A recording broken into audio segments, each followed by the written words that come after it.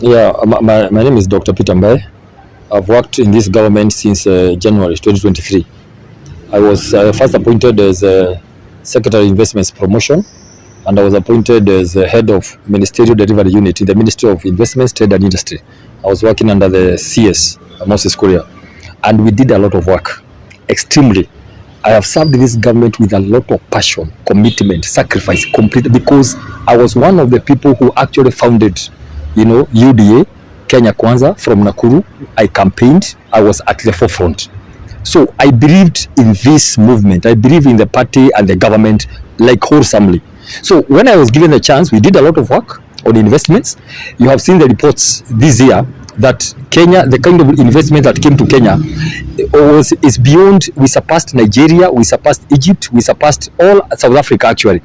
All the other countries in Africa. That is a work that we planted that time. Number two, the issue of manufacturing. We were able to launch 17 county aggregation industrial parks.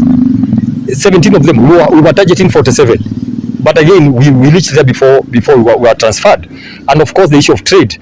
We were able to open very many trade issues with all over the country, AFCFTA, to open the market in Africa. That's the work we did within 9 months. So we were moved to public service, where I was appointed head of programs when the minister was moved.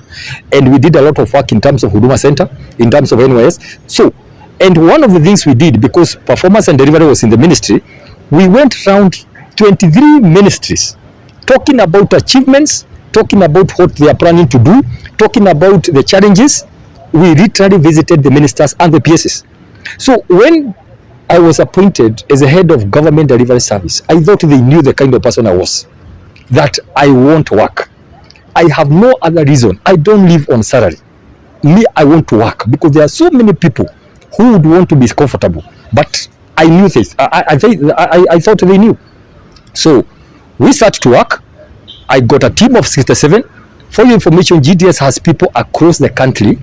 We posted people in every county and in every ministry so that we can go check the work, because the work of the GDS is to track government projects and programs so that we can have value for money for the taxpayers. In each time a project is allocated money, we follow up, make sure if there are bottlenecks, we solve them. Now, one of the issues that came up, I was there, I've been appointed, and I went to my seniors and I told them this is how we want to structure delivery in the Republic of Kenya. Because we discovered there are so many offices, so many centers doing the same thing. And they said it's not possible.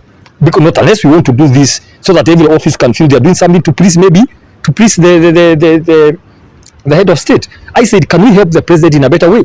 Can we corrupt all these small things, like 5 or 6, into one? I have the people, we're able to work so that we can deliver. Now, a lot of what I proposed was not done. There is a lot of structural issues, many issues about, you're supposed to work. What happens? The issue of the working issues and other issues. In short, there's been a lot of frustrations, and I don't want my name. I have a history. I have a record where I've come from for the last 10, 20 years, where I've worked before in my county of Nakuru. What I've done, I don't want to come and mess it here because I got a job. If the work cannot be done, I don't want to be associated, because what will happen, one day somebody will ask me, why didn't you deliver? Then I say I had issues. They will ask me, why didn't you say then? Why now? Then something will happen. Everybody will go. It will be said that the guy who is head of GDS is this one. I better speak early today to say I don't think the kind of how the government tracking delivery work is being done is going to produce results that we promised Kenyans. That is what I think. That's my thought. I have not thought about this today.